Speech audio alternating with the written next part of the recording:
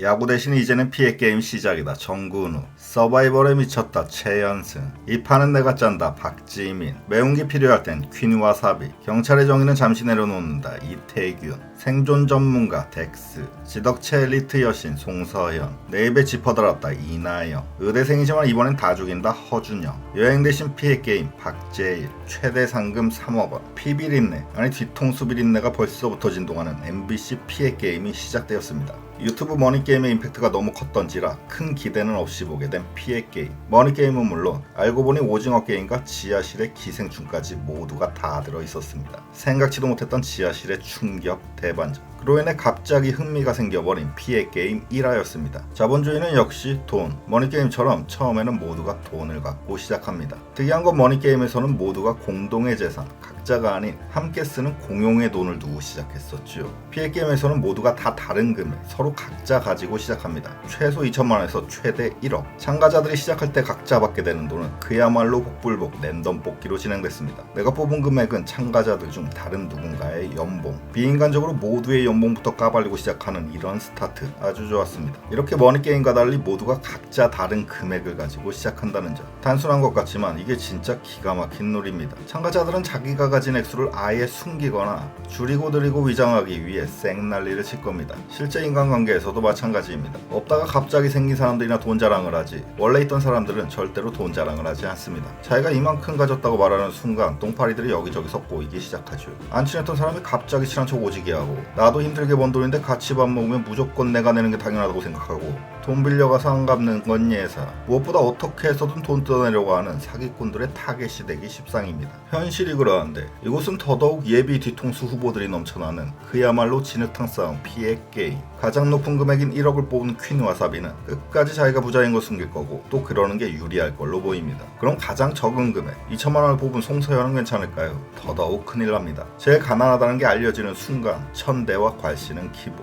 그 와중에 그 벼룩에 얼마 안 되는 진짜 작은 간이라도 빼먹으려고 하는 사기꾼들이 득실되기 시작할 겁니다. 많으나 적으나 공개하는 순간 부작용 속출. 다른 참가자들의 먹잇감이 될 수 있기 때문에 절대로 금액 공개는 안 됩니다. 누군가는 금액을 공개하긴 하겠지만 그거는 줄이거나 부풀리는 등 위장한 금액일 겁니다. 현실에서도 쥐뿔도 없으면서 허세만 가득 입만 열면 거짓말인 사람들이 있고 반대로 가진 게 많아도 삶의 지혜로 겸손한 사람들이 있습니다. 피해게임에서도 전략적으로 금액을 줄이거나 늘려서 거짓 공개를 할 수도 있죠. 혹시 또 모르겠습니다. 뇌는 집에 두고 오셨거나 상금은 필요 없고 그냥 방송 출연이 하고 싶었던 참가자나 혹은 이도저도 아니게 제일 중간 금액을 가진 분은 그냥 아무 생각 없이 자기 금액을 100% 공개할지도 모르겠습니다. 이렇게 제작진 스스로도 불합리하다고 인정한 모두가 다른 금액에서의 출발. 상류층, 중산층, 빈곤층으로 시작부터 나눠져 버린 불공평한 스타트. 이런 불합리한 출발과 누군가에게는 무기, 누군가에게는 약점이 될 수도 있는 돈. 바로 그 점이 피해게임을 시작부터 끝까지 흥미롭게 만드는 단순해 보이지만 기발한 기획입니다. 제작진의 기발한 생각은 이뿐만이 아닙니다. 시작부터 참가자들과 시청자들을 깜짝 놀래켰습니다. 시작한 지 1시간 만에 탈락. 밑도 끝도 없이 그냥 투표해서 무조건 한 명 탈락. 나름 출연한다고 몇 날 며칠 준비했을 텐데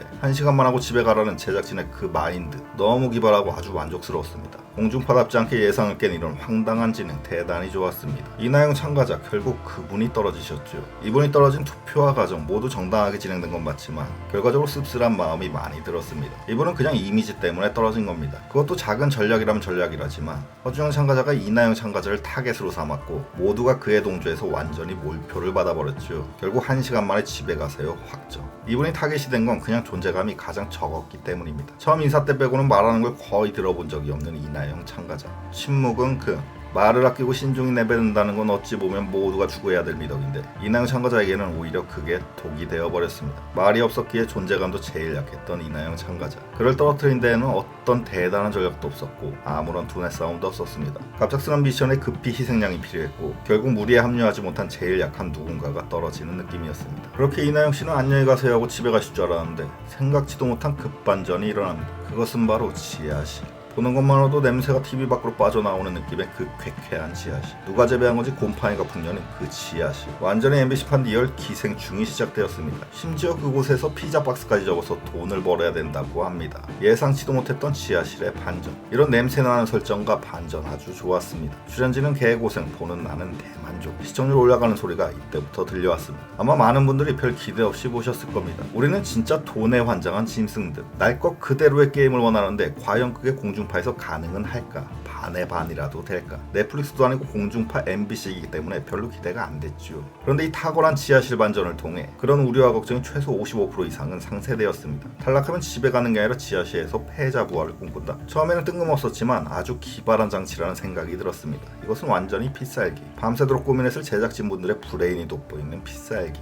이 지하실의 존재로 인해 피해 게임이 얻게 되는 효과는 아주 큽니다. 유튜브 머니 게임은 최대한 날 것 그대로 시작하려고 했었죠. 노 메이크업 생얼에 안 씻는 건 기본이고 자기 대소변까지 스스로 처리해야 했습니다. 심지어 비현배님은 간이 변기가 안 맞는다면 변기 값으로 돈 다 날려먹겠다. 다른 참가자들에게 민폐. 대인배답게 스스로 자진 탈락을 하기도 했었습니다. 그에 반해 MBC 피해 게임은 너무나도 쾌적하고 깔끔한 장소에서 시작합니다. 깨끗한 화장실은 물론 피조냥 나는 침실과 거실, 심지어 넓디넓은 주방과 테라스. 일부러 저곳에 놀러가고 싶죠. 별장과도 같은 느낌입니다. 채널 돌다 잠깐 멈춘 시청자들은 소개팅 프로그램인가 할 수도 있습니다. 그런데 보기만 해도 냄새나는 저 쾌쾌한 지하실이 등장함으로써 그런 우려와 역시 재미없을 거라는 선입견을 완전히 깨버리게 되었습니다. 저 지하실로 인해 뭔가 흥미진진하게 돌아가고 있죠. 상층부에서 펼쳐지는 부르주아들의 피해 게임, 그리고 지하실에서 펼쳐지는 패자들의 곰팡이 게임을 동시에 감상할 수 있게 된 겁니다. 분명히 지하실의 패자 부활전이 위층보다 더 재밌을 겁니다. 그래서 설령 위층이 재미없더라도 지하는 계속 보고 싶기 때문에 채널을 돌릴 수가 없죠. 또 나에겐 호감이고 재밌게 보던 참가자가 중간에 탈락해버린 경우, 그냥 다음 주부터는 안 볼 수도 있는데 탈락해도 집에 안 가고 지하에서 계속 한다고 합니다. 오히려 탈락을 해서 지하로 내려갔기 때문에 이제부터는 더 재밌어집니다. 이러나 저러나 지하실 때문에 계속 볼 수밖에 없는 대단히 기발한 설정이라는 생각이 듭니다.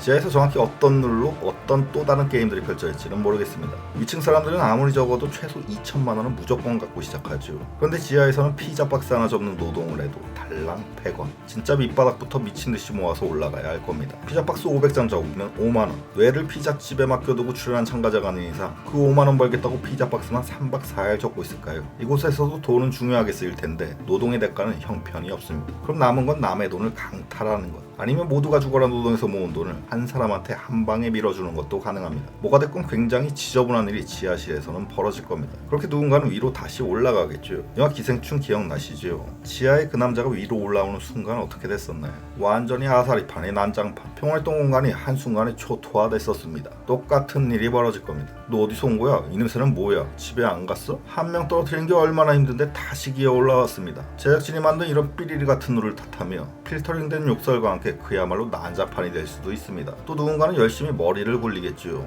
떨어져도 한 번 더 기회가 있네? 무슨 일을 꾸미려고 일부러 지하실에 들어가는 사람이 나올 수도 있습니다. 그럼 지하에서는 언제쯤 첫 번째 패자 부활이 이뤄질까요? 어떤 게임과 룰일지는 모르겠지만 저는 못해도 최소 2명 이상은 부활시킬 거라고 봅니다. 가장 마지막에 1명, 그리고 중간에 1명. 12주 내내 지하에서 주구장창 피자 박스 접는 것만 보여줄 리는 없습니다. 언젠가 올라오긴 올라와야죠. 약탈, 사기, 배신, 음모, 온갖 일이 다 일어나겠지만 대략 중반부쯤에 한 명은 위로 올려보낼 것 같습니다. 말씀드렸던 대로 한 명이라도 위로 올라가는 순간 완전 난장판 시작돼 혼란 파티. 그것은 곧 시청자들에게는 크나큰 볼거리, 시청률 급상승은 물론 채널 돌림 방지. 그래서 너무 길게 끌지 않고 중간쯤에 최소 한 명 이상은 올려보낼 것 같습니다. 가장 중요한 건 마지막 한 명. 그 지하에서도 최후의 한 명은 탄생하겠죠. 그 냄새나는 지하에서 모두를 물리치고 살아남은 그야말로 독하디독한 마지막 한 명. 그 한 명은 언제 올려보낼까요? 아직 너무 먼 일이라 예측이 힘들긴 하지만 아마 위에서도 최종 우승자가 나왔을 때 그때 올려보내지 않을까 싶습니다. 그럼 진짜 최후의 결투, 막장 피날레의 그림이 제대로 나옵니다. 위에 있던 사람은 자기가 우승인 줄 알았는데 그게 아니었습니다. 지하에서 웬 13일치 냄새에 숙성되신 분이 마지막을 겨루자며